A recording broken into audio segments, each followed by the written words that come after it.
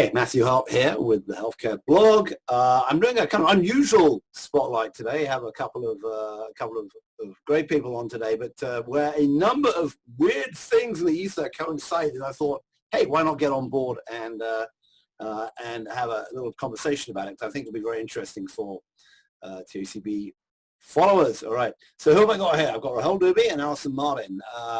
Now, what I didn't know until very recently is that these two have known each other really, really well. I knew they knew each other. I didn't realize how well they knew each other. And I want to ask two things. You may have heard of Rahul if you've been reading the press or Twitter or the Washington Post, because last Monday, Sunday, Tuesday, when was it, Rahul? Recently. Monday. It was last Monday the 1st. So it's last Monday, a few days ago, right, during that first couple of nights of real trouble in Washington, D.C., where the protests got sort of, essentially assaulted by who, we don't know, federal police, God knows, it's still unclear who was doing what in D.C. A whole number of them arrived in his house, and when he let them into his house and took care of them. Meanwhile, Allison had lived in his house. So I'm going to shut up. Can I just ask you two, tell me a bit about your friendship and your relationship? Yeah, I'll let you go, and then I'll let you go first, if that's cool with you. Yeah, no problem. I have been running UDoTest for many years, and essentially immigrated 3 years ago and met Rahul actually at a conference. So UDoTest, we, as you know, we specialize in at-home lab testing, and we won an award in San Diego in 2017, mid-2017, where essentially we were receiving it for a lot of our chronic disease cancer work. And at that conference, I actually met Rahul and obviously was very interested in getting UDoTest services covered for health insurers. So really, kind of tried my best to get his attention, to learn as much as I could about health insurance. And then long story short, managed to get his attention and slowly start a friendship. And you would probably remember the details more than I would, but essentially just got along really well and had a good laugh about many stupid things, and slowly just built a friendship from there. So really knew that I could obviously look to Rahul as a mentor and advisor in the US with health plans, and it just gradually grew from there. I got to know his family, and very kindly when I needed more help on the health insurance side, they had a spare room, and then very, very kindly he offered to help me with that, and yeah, that was was one of many crazy laughs and stories, and yeah, absolutely. So, this is part of the mentorship program. If they're if they're young and lost in DC, you'll put them up for how long did you? It's you know what's funny? I just said that yesterday. I was on it with the South Asian Physicians Association, and I was like, let's set up a virtual mentorship program. I mean, we talk a big game, but I mean, we do this all the time by chance encounters, and I really just want to say that Allison thinks that I did something, nice by like talking, taking her in and all this other stuff. But what she doesn't know, in those early in our relationship, because she was in South Africa for a while, I'm kind of a night owl, right? I got no one to talk to. They're all asleep. So the time difference, I was using her. I'm like, she's the only one awake that actually thinks I'm sane. I'm going to talk to her a little bit. So it was pretty cool to be able to do that. And it blossomed into a friendship. And also, we have to remember who we are. I'm a son of immigrants. I think of them. Seeing Allison here in the U.S. in this house. My son's mom is an immigrant from Sweden. So seeing, Allison coming here and really powering through and taking advantage of everything with pure hustle and just an amazing female leader. I mean, are you kidding me? It wasn't a matter of tenant at all. It was a matter of having positive role models in our lives and having positive energy around, and also thinking of my parents and thinking of Seb's mom, and like what they were going through all alone. I mean, I hate being alone, and I know this beautiful soul and this, introverted extrovert who's amazing, and being by yourself would just, it's crushing, and I know what it's like to be an entrepreneur, so I didn't really do much. It was just, we were all supporting each other, and that's what it's all about. So let's talk a bit about supporting and wind the clock forward to last Monday, right? So obviously the protests are going on. What happened? I mean, just, you know, you're at home, or were you out? Or what happened? You know, I mean, there's so many stories and accounts, and I've been on hyperspeed since that's happened and running on pure adrenaline, and it's been, I'll unpack all of that stuff later, you know, but what I want to tell you is just basically the fact stuff is there was no rioting and looting. There was no even potential of rioting and looting. It was happening outside my door, was a peaceful protest, and they were brought to our one-way street, which is Swan Street. It's a gorgeous street, Allison, you know it, and it's all connected row houses. You don't jam a mob of people and then pack them into a tube and then close it off on both ends and then throw sound bombs and sound grenades and pepper spray. It was intentional to start rioting on the 10 most beautiful street in America, which was voted. I mean, they set the stage for here. And what happened was hands up saying, let us through, let us through. And even before anyone instigated anything, they had marching orders. At 8:45, before anyone was on my street, there were 40 RoboCops dressed in riot gear at the end of my street before anyone showed up. There's an Army helicopter hovering over our house. Allison, have you ever seen a helicopter hover over our house? If you see it, you see them go by, hovering from 8:45. Wow. 9:15 is when so people are slowly trickling in, and I don't know what's happening. I'm like, why are people coming down Swan Street? I have marched in parades in DC. They're main boulevards. We know what the routes are. They crowds dissipate north of here about 6 blocks. Why are they coming through here? And someone said they're maneuvering us this way. And I'm like, huh. So I thought they were just going to corral, have everyone there, and then have them go left or right on 15th Street. But then it gets packed, and I feel that just the air shifts. It sounds really weird, but there was a heaviness that just hit at 9:15. So from 8:40 to 9:15, the street starts filling up, and the cops are holding ground, and everyone's asking what they're doing. So I have a couple people sitting on my steps.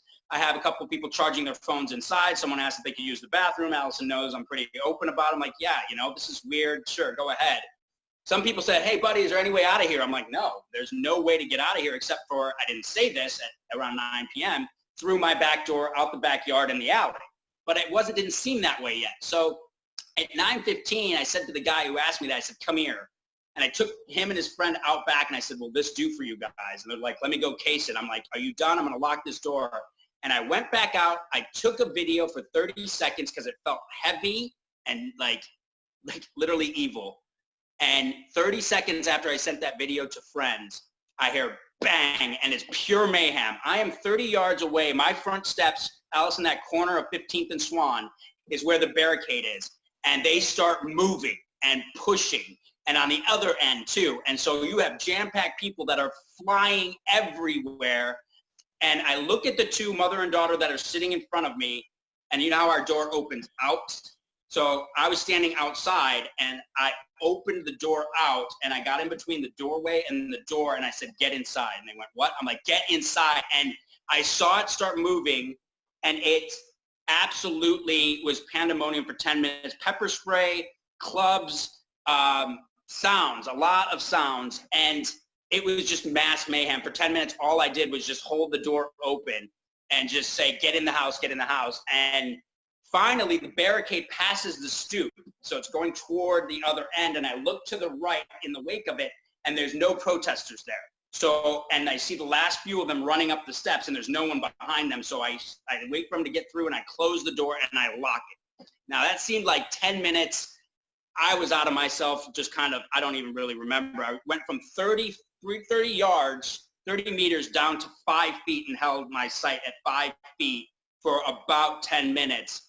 And what I saw in that 5 feet was pure horror. I mean, whoever they were, Matt, you said it was police, was it National Guard, was it military? I've heard prison riot guards were brought in. I don't know who they are, and I don't care. There was evil in their eyes and fangs, and they were beating people as they were running away. They were pepper spraying as they were running up the steps. People were grabbing each other and trying to help, and they would get hit. I mean, this is America. This is our government coming to our doorstep. These are not looters. They were not trying to save me. They were trying to decimate us. And I'm not even kidding. I am not exaggerating. Great bird's eye view from a BBC video that gave 180 degrees from where I was. And I watched that, and I start I can feel it. I can feel what was going on there, and it's frightening, and I hope no one ever has to go through that again. But the 70 people that happened inside, when I got inside, pure mayhem for an hour and a half, milk in the eyes. There's pepper spray coming in. The first and second floor, Allison, are covered. I mean, you can't see. There's just vapor and spray. I'm walking through it, and I know on the left side I have an irritant. My throat is just getting closed up. But I'm on pure adrenaline. So I go downstairs and I get cups and I get water. We don't have milk. The neighbors are throwing milk over the fence. Everyone's crying. I mean, fetal positions. I can't see anything. There's 100 people in this house. Upstairs, downstairs, backyard, bathrooms. I finally make myself upstairs there in the upstairs bathroom with the faucet on, throwing water on their face in the tub all over. That subsides, and I want to tell you, and then I'll calm down. This is where beauty comes in. After an hour and a half, 70 strangers. These weren't a group of people or college students, fraternity brothers, nothing, organizers. These were random 2 pairs, 1 person this. All happened to end up here in this diverse hodgepodge of humanity. Because that 8.5 hours next, we all came together, getting to know each other, one-on-one conversations. Where are you from? Developing an affinity, not having one. That was one of the biggest things that I took away from that night was I've got it wrong. Finding an affinity with someone, and if they don't have it, moving on is wrong. They were developing through conversations, and it wasn't 1, 2, or 3 survey questions to find out who they were. We've got it wrong. And it's amazing to see. Now, the one thing that all these revelations are coming to me now, some chairs were ruined, milk, stuff, it doesn't matter. These things can be replaced. But one thing I want to know is if these guys were rioters or if they were thinking about looting or maybe there was potential for riot when the smoke subsided and everyone was fine and we did a check of the 70 plus and everyone was okay, how come they didn't go back out there and fight? How come they didn't loot my house? How come they didn't jump my fence, run down the alley and start burning stuff? Because they weren't rioters and looters. They were human beings doing what we're allowed to do, and that is to peacefully protest until evil shows up. And then guess what? Evil did not win. 8.5 hours of humanity won. And it makes us return back to that. And we have to get back to that in healthcare. Metrics and measurements and HIPAA and this and that and cost, and you can't do this and you can't do that. I can't tell you how many times I've been at AHIP where I can't do this and I can't do that. I can't tell you how many meetings we've been into where we can't do this and we can't do that. Keep can'ts doing. They will show up at your door, which is worse than ever, not getting a 4-star rating. I promise you that. Amazing. What happened next? So it's 8.5 hours. You're now early the next morning. People have been crashed out, I assume. Okay, so in between all of that, I gave you the abstract summary. Yeah. There's a couple novels in there, I'm sure. But the police are trying to trick us. They're trying to send decoys into the house. They're trying to break in the back fence. We're all rallied around it. I mean, there was no meeting of, guys, these are the rules. It was, as soon as there was a knock on the door, and I was dispersed throughout the house throughout the entire 10 hours, it was get Rahul, and it was a chain reaction. And if I was at the back fence getting pizza, they'd be like, Rahul, there's someone at the door. And I'm like, who is it? They're like, who is it? It would be this human chain. And then it would come back. And they wouldn't speak to the person until I got there. And I would walk to the door, and this was amazing. I realized I didn't pull out my phone, my camera for anything that entire night. As soon as I walked to the door, 7 cell phone cameras go out, and they're like, we got you. We're recording. They live in fear. I was like, oh my God. They're like, we got you. They have 3 different angles if you want. They got these guys are a production shop. Surround sound, lighting. I mean, I'm talking and they're backlighting me. They know exactly what to do. I didn't talk to a reporter. They're handing me phones. Esquire, Washington Post. And the reason why, Matt, this is coming to answer your question, we had to get the press on the sidewalk at 6 a.m. when curfew lifted because they were like, no, let the people, the cops said, or whoever it was the police officer this time because he identified himself as Commander Edelman from B Street. And he said, let them out the back alley. We promise we won't arrest them. I'm like, but they're breaking curfew. He's like, yeah, but we're processing up there. Just let them out the back. So we're in a democracy last time I remembered. So I asked everybody, I'm like, hey, this guy says you can actually go out the back and he won't, arrest you. Do you trust him? And the whole house, no, out the window, right? And you're rallying this because we don't trust them. The second time I went out there to request to talk to someone because, hey, guys, I have a situation here is what I said. Get back in the effing house or we will put you down. Second time I went out there, No, that's the second time I went out there. I said, guys, is there anyone coming to talk to me? Get back in or we will arrest you. I go, do you want me to call 911? Yes. Their response was yes. Can you believe that? It's healthcare. Do you want me to call customer service? Yes. I'm bleeding here. Call customer service. Wow. So what happened next, Matt, was the coordinated effort of getting rides from volunteers, writing down bail bondsman numbers with Sharpies on your arm, because giving them my business card so you did not break. There was 3 hours of rumors going around that they broke into my house. I mean, the 70 plus ages 20 to 50, terrified. But you know what? They came together and they walked out with their head high because we all worked together. The media, just as important as me opening the door to get them out. Neighbors bringing pizza, milk, breakfast, rides. It was not, all these people opened a door, all of them, and everything, cards. Guys, look at this. Who writes handwritten cards in 2020? This is 3 pounds of 18-year-olds writing cards. Is a moment here that if healthcare can capitalize on this humanity, this is like nothing I've ever seen. And I'm only in Washington, D.C. I went viral, and I'm not boasting at all. I went viral in India, Singapore, UK. So if you're not riding this wave of humanity and tapping into that consumerism, which means speaking here, which we should have been doing our entire lives, and I'm very upset with myself that I've been muted by the powers that be because I was trying to impress them because I wanted to be in their club. Now, it's our club now. And Allison, you're the one that's going to be leading this. You're the one. I mean, why were they not tested right here? Why? You have 70 plus people contained during a global pandemic. Why are they not at my doorstep at 6 a.m., 5 a.m.?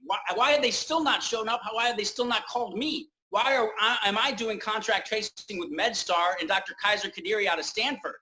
Rahul Dubey, who's not qualified to do contact tracing, in a notebook.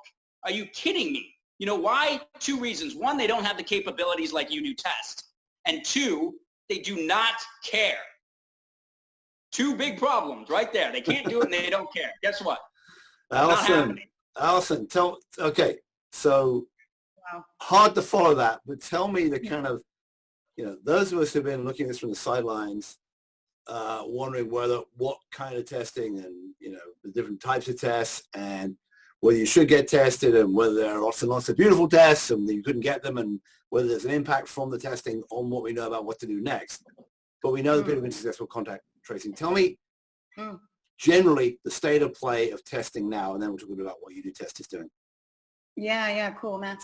Essentially, like I briefly described earlier, we've been doing this for a long time, but in kind of perfect timing for COVID, certainly we're uniquely positioned to offer antibody testing, COVID-19 PCR testing, and essentially the status of things at the moment is certainly being held back. There have been huge delays, obviously caused by the FDA. Things have improved, as everyone knows, but that certainly held us back. So we actually designed our COVID platform specifically for employers, and ironically are actually in a great position now to launch that more widely to the public, but really have spent a lot of time being delayed through the changes in regulations and have been unable to get that mainstream literally 2 months ago. So have been grappling with that. I've got my teams spending hours on the phone with them and staying on top of what we can do, what we can't do, trying to hustle. But essentially there is significant amount of testing availability out there.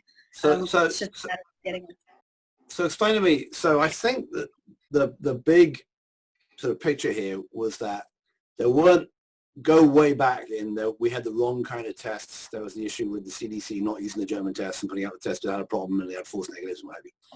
Then we came back and started finding that we did have, and there were tests done by people in Seattle and elsewhere that weren't approved and what have you. Then people were allowed to do their own tests. And so people, I mean, typically labs in hospitals and some of the big lab companies. We got the lab tests from Abbott and Roche and others started getting approved. And then there was a question about collection, right? Because you had the actual usual collection that goes way out the back of the nose, needed a professional to do it, which is why it couldn't be done at home. And then other people came out with different ways of collecting, including the cheek swab. So, and then there's the issue, you said, of whether at-home tests were approved, or how we're going to collect. And we see the sort of the drive-by testing setups. It was hard to get approved to get tests and all the rest of it. Absolutely. So first big question, maybe it's one for you too, Rahul, because you're now an expert in contract tracing after this week. I can't understand, is it a good thing to have substantial regular testing? Is that how we're going to get out of this? Is it going to be routine at some point that you get tested once a week, once Matt, a month, or whatever? Is that where we're going to end up? Do we have to get there? Matt, I'm going to back this up a little bit, right? Like, are we even capable of doing one test for a human being in the United States? I mean, and really measure that. Okay, so here I am, 70 people in my house. It's been a week. It's been 7 days. I've been self-quarantining, and I will for another week, and I haven't been able to give my son a hug, and that's really awful for me. Everyone kind of knows my story. I'm saying this number, 17 million people know the story of what happened. And that's a lot. And so you think in that 17 million people, the government or somebody would say, hey, listen, I want to come give you a test. I'm getting flowers and all this other stuff from beautiful people, okay? They're giving me what they can. The government isn't coming here because they can't do anything for me. They show up and they just look bad. So let's back this up and go back to culture. Let's go back to capabilities. Should we get tested? I don't know. I'm not an MD. Every 3 months, sure. If you tell me that's a good idea, great. It's just all. And then the second thing I'm going to think of, and I'm being very honest, is, wow, that's going to really suck if I have to go get tested 4 times a year. When am I going to do that? I can't even get my hair cut. Okay, so yeah, you're not the only one. I've got less than you have. Allison, so here's what I'm saying. That consumerism. If we're going to be putting out a National Quality Forum, NQF, and Shantanu and his people over there are going to put out some sort of playbook for this, please, bravo, give me another book on testing, right? Like, let's go, guys. You're supposed to be our leaders, right? And you guys are, it's lip service. No one's here. I've reached out to all of these people, all of them, no responses.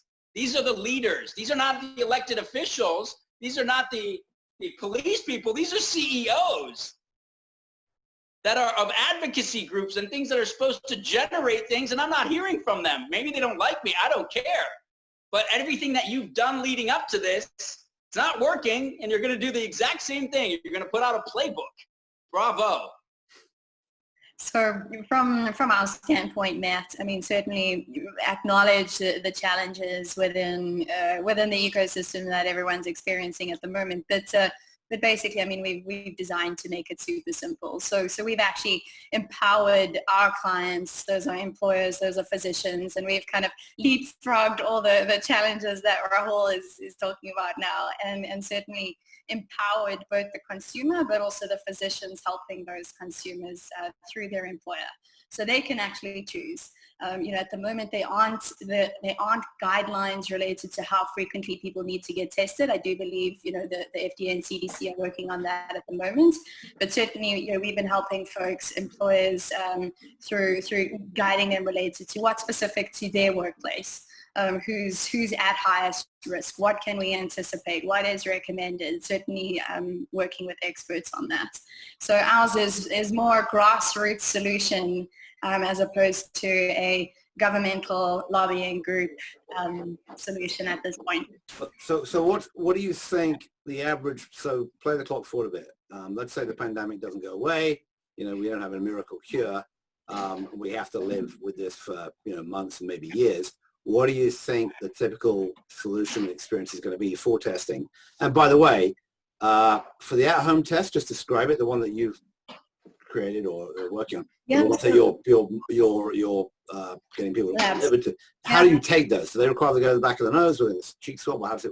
Tell me a bit about what's the consumer, patient, citizen, person experience going to be. Yeah, cool. So I think because, Matt, we work with 13 labs, and before the end of this month, it'll actually be 18 labs. We work very closely to manage their quality and go through very specific quality checking processes with each of them. But B, because we work with so many of them, we don't have a capacity or a turnaround time problem. And what this gives us is access to many of the specimen types as they get FDA EUA authorized. So that includes the nasal swab, shallow nasal swab, not the nasopharyngeal, straight in the back of your head. That's the one that really hurts. In the past, I'm a professional, also will poke your eye out. Okay. Correct. Yeah, you feel your brain. Yeah. Or a saliva swab. For PCR, and then actually we've got a microblood collection coming for your antibody test in future. So that is busy with the FDA right now for self-collection in the homes. So have a wide variety coming actually. And then what do you think so let's assume, it's September, it's October, we're heading back into flu season, we don't have a cure, we don't have a vaccine, and we want to have a functioning society. I may not be able to go out to the nightclub, in Vegas. Maybe I can't go to the nightclub in Vegas. I want to go and see the 49ers. I want to go see the 49ers game or whatever. What is, what's going to be, I have to go to work, right? My kids have to go to school, or, we want to get back to some sort of functioning society. What do you think the level of testing we need? Do I isolate, figure out where there are hot spots, so we're going to have to shut down again, or whatever? What is it going to have to be? Need one of these tests every 3 months, once a week, once a month, only when you go to certain places? Are we going to be temperature tested? Does it make sense?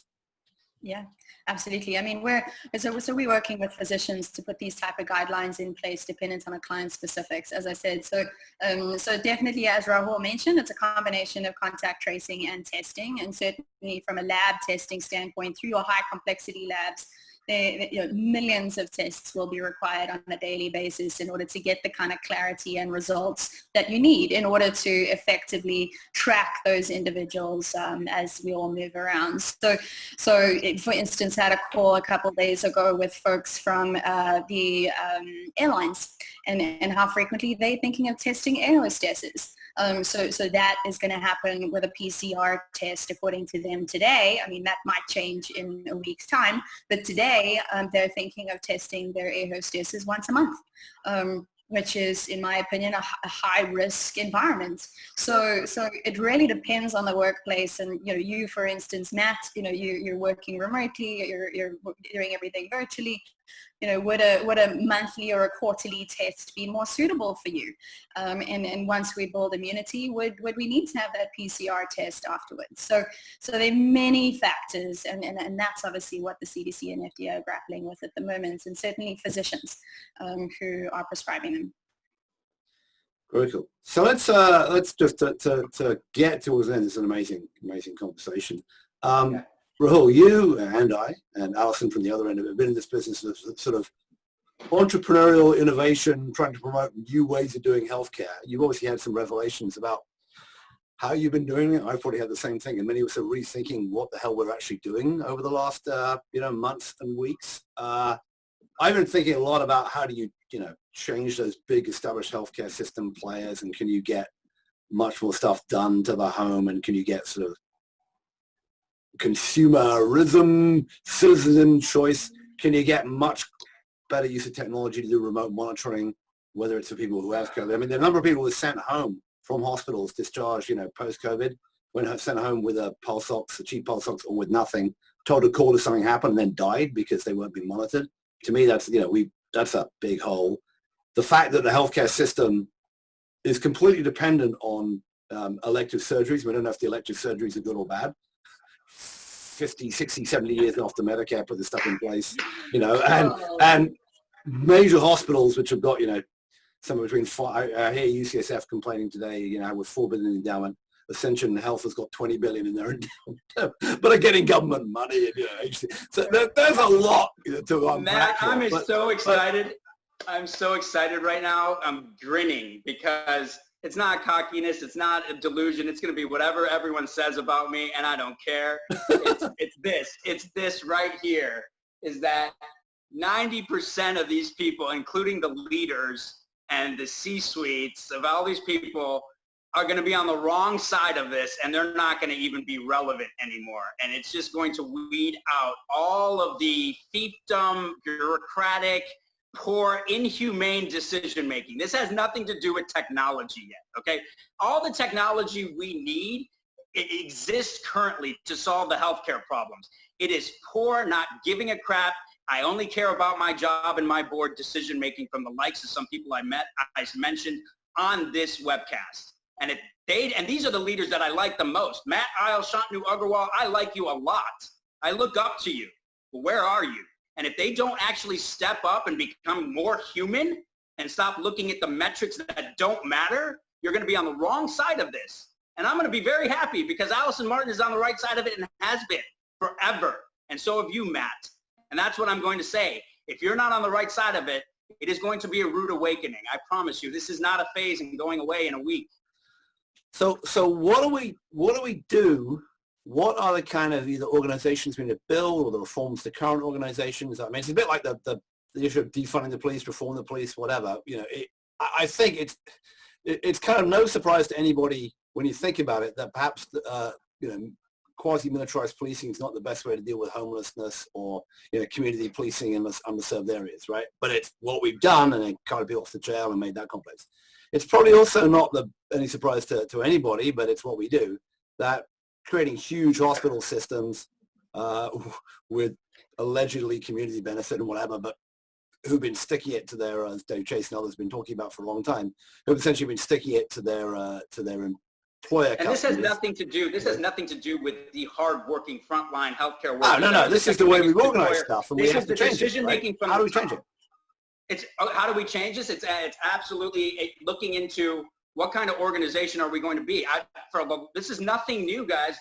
Before this happened and the institutional racism has been revealed, which I've been discriminated against within my organizations, right, that I mentioned and all of that other stuff. That has been there, but of course you don't say a fight because I want to be like you. No, we don't want to be like them. What we want to be is better. We want to be ourselves. Allison's got this platform.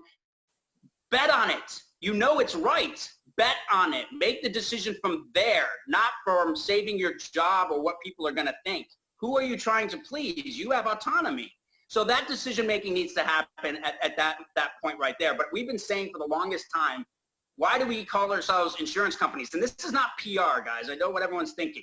AHIP, PR, making machine, right? No, I'm not even on that side. I was never on that side. It was operationalizing innovation. And the way we need to think is we are an organization of health and well-being. And then go ask them. I want everyone to go out there, if they care about this, what is your definition of health? You're going to get a lot of different answers. Okay? My thing right now that I'm going to, how do I fix it? I need to redefine my definition of health. And that is helping the 70 plus people that were in this house to live the most optimized lives they can and impact the people they love the most. That is my definition of health. I love it. It's great and broad. So the thing I've been trying to figure out is how do we change, how do we make sure things don't just slip back? So I'm thinking about stuff that's relatively simple. We're all techie type people here. We've seen this great burst of use of telemedicine and companies like Doximity and Amwell and Teladoc. You know, it's all been growing. Bluestream Health been growing. Cloudbreaker been growing. Factors in the amount of volume going through that. A lot of people saying now it's great. I mean, I love Bob Wachter and his crowd to death. He had a great session which had a number of people, including Abram Verghese from Stanford, but also Ian Morrison and Mark Smith and Susan Delman Hellings, I think her name is, from UCSF.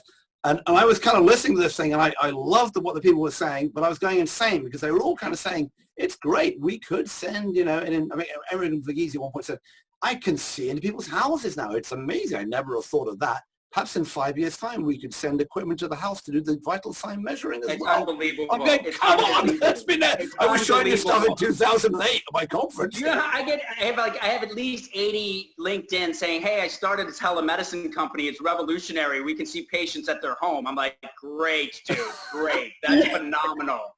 I wish you well with that. It's important. I mean, how do we stop it slipping back, right? How do we stop it going, well, I need to get the people in the office. Here's the problem, Matt. Why do you want to get to where it was? That's the question. Why do you want to get slipping back? That means we want to get back to a baseline that was awful. If you're trying to drive change in a crumbling system, that's redoing your house while it is decaying. That's not very wise. I'm not saying disruption, but you know what? These new entrants that we're kind of plugging away and sitting on the outside, the Amazons and the Googles and all of that other stuff, they're gonna focus on the 70 plus that were in my house. They're gonna work with me, and they're gonna figure out that you want to see risk stratification. It's gonna be emotional risk stratification. It's gonna be careers risk stratification. I have the most deep dive into 70 personas you could think of because I opened my door, and you guys won't even take a meeting with Allison Martin.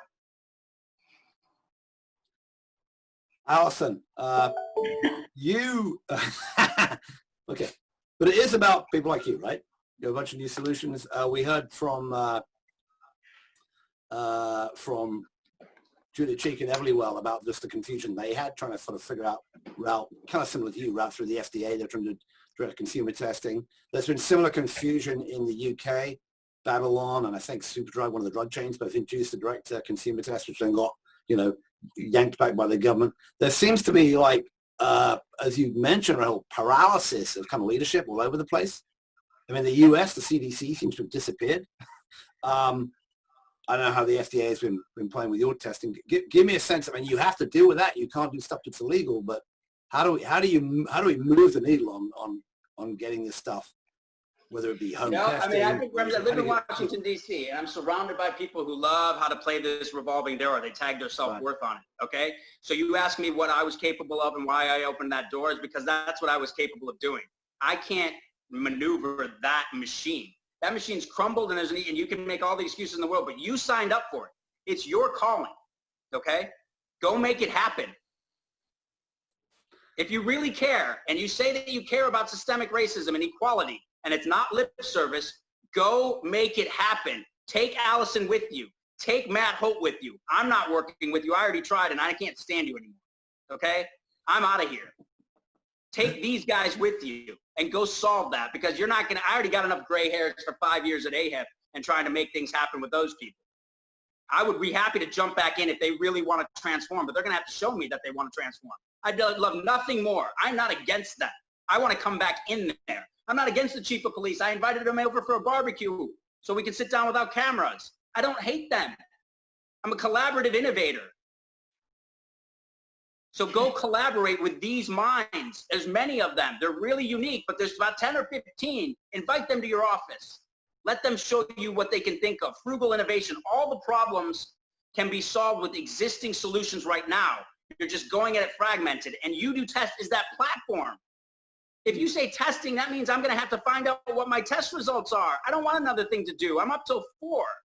Singapore wakes up early.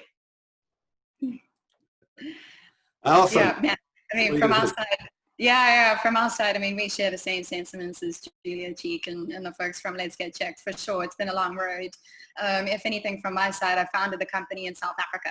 So we've got quite a diverse background and experience in not only, working in third world countries, but certainly dealing with different populations and how they interact with at-home testing or interpret it, or the real kind of risks that they have. So we have a kind of much more colorful background, and I think we've gone through a lot of challenges and hurdles to get to where we are. And certainly our movements in the US for the past 3 years, as Rahul said, UDoTest would be nowhere without our advisors and mentors and folks like him and you to get us to where we are. So quickly learned that this is going to be a tough journey, and certainly have gone through many of them, and picked healthcare.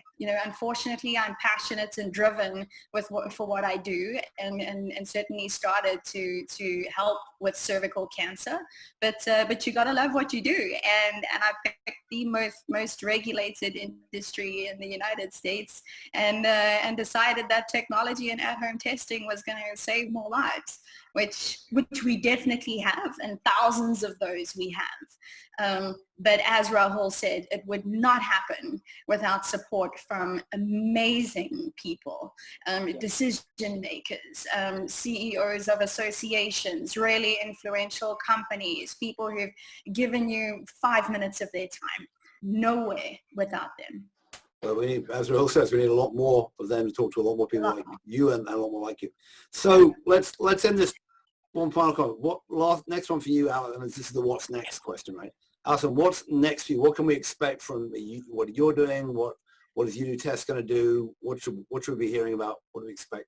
You know, you're probably going to be announcing some stuff about what you're going to do and how people can get it. So what is the next thing? Yeah, absolutely. So ironic, we're actually launching our employer solution, and that has been going on for the past couple of weeks with employers, but going to do a wider announcement now, where essentially we, through a physician-led model, we give employers access to quality PCR and antibody tests, make it really easy, empower them, that kind of thing. So we've been working hard with physicians and certainly have the opportunity to help hundreds of thousands of employers right now. So that is our focus, and we certainly are going to put a dent in it. And between our labs, we have the capacity of 30,000 tests a day. And that is my team's core focus for the next couple of months. So employees are going to be offered this, and also physicians are going to be offered this direct. And it's going to be essentially, they'll sign you up, you'll get an at-home kit, and then you'll go into the UDoTest system and you know, as Rahul said, get reported back and figure out what you should do. Fantastic. Yeah. Rahul, okay. Yeah. What, I mean, I know that's a possible question, but what's next and how much you're changing? You've been, I know you've been out of AHIP for a little while and doing, you know, different types of consulting. I spun off the lab, Matt. I spun off the lab to my own. I'm still working with 18 payers that were members of AHIP and health systems and IDNs. And so that's still, I mean, before this hit, it was telemedicine in New York and behavioral health access, virtual health coaching with Valera Behavioral Health and Tom Sang, you know, working with him for years. What I'm doing now, really immediately coming out of this, is we're setting up a social impact fund. I've talked to a bunch of PCs, Baltimore, New York, San Francisco. The 70 plus that were here do not live in my Ward 2. They live in Ward 7 and Ward 8. And so I've seen the VC world for a while. They invest in Black enterprises, Hispanic, Latino enterprises, but then they just leave them to their own devices and then bust their chops, you know, in the board meeting 18 months later because they didn't hit revenue targets. Well, that's because we didn't give them resources the same way we did the Wharton guy, right? Yeah. So I made a joke. I was doing Southeast Asian stuff, and I told them about the social impact fund. So we're going to raise 20 mil.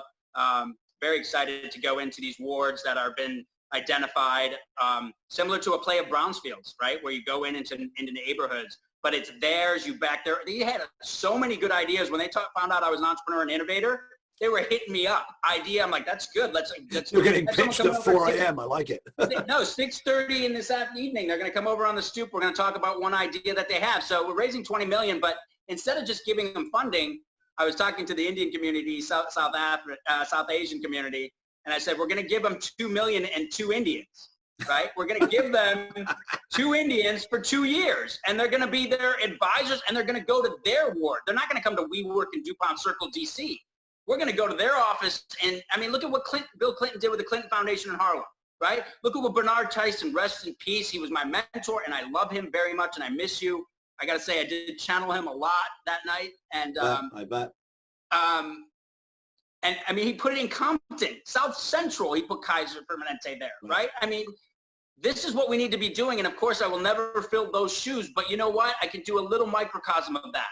And that $20 million, if anybody is interested in getting in and doing some good and driving, we're forming this. And I need brilliant, amazing minds to help me do this, because this isn't just a moment.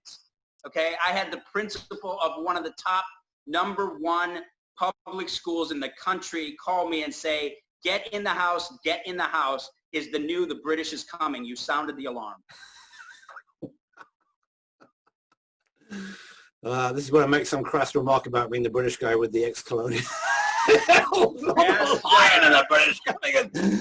I love heading in the wrong direction. Let's bring them. We'll talk afterwards. It's absolutely right. We're all Commonwealth countries here, so. Eventually, even the colonies. Yeah, oh my God. All right. Well, look, this has been an amazing conversation. We'll love to check in with both of you shortly. I'll put this up on the healthcare blog, and I'll put notes into Rahul's, you know, to connect with. So actually, just say, Allison, how do people find you? Yeah, so UDoTest.com, UDoTest.com, and our coronavirus solution is coronaviruslabtests.com. So employers and physicians can register there and get access to tests. Rahul, how do we find you? other than You can find come me to your on house and LinkedIn, do a demo. Sorry? Rahul Dubey, and you can find me on Instagram, Facebook on Rahul Dubey, and then LinkedIn Rahul Dubey. Instagram is Alvarez Dubey. So okay. Very much looking forward to it. Matt, I just want to kind of sign off, and I have to jump, but I just, guys, this is an unbelievable time and moment, and I know that there was terror that took place on the street. It was a 10-hour ordeal. There was...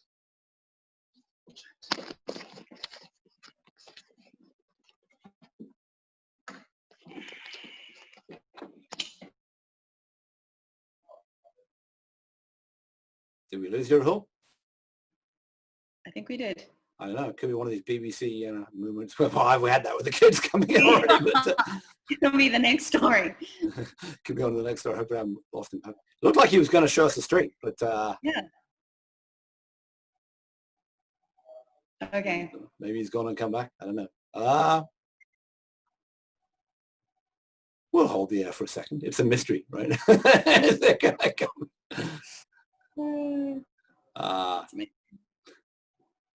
Maybe we'll find out. Well, we're about to wrap anyway, so perhaps we should just wrap at that point. This is one of the more free-form interviews and conversations I've had. Now he's gone. All right. Well, we lost Rahul, but that was Rahul Dubey, who spent many years as running innovation programs at AHIP. Now runs his own innovation lab in the health tech space, as you mentioned, and will be he's raising a fund about social impact.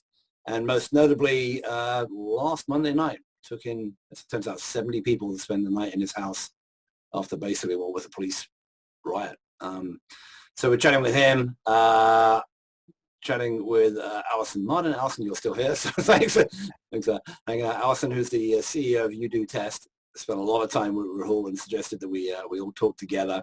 Spent a lot of time with Rahul, actually living in his house, you said, for nearly a year when you were launching UDoTest in the States.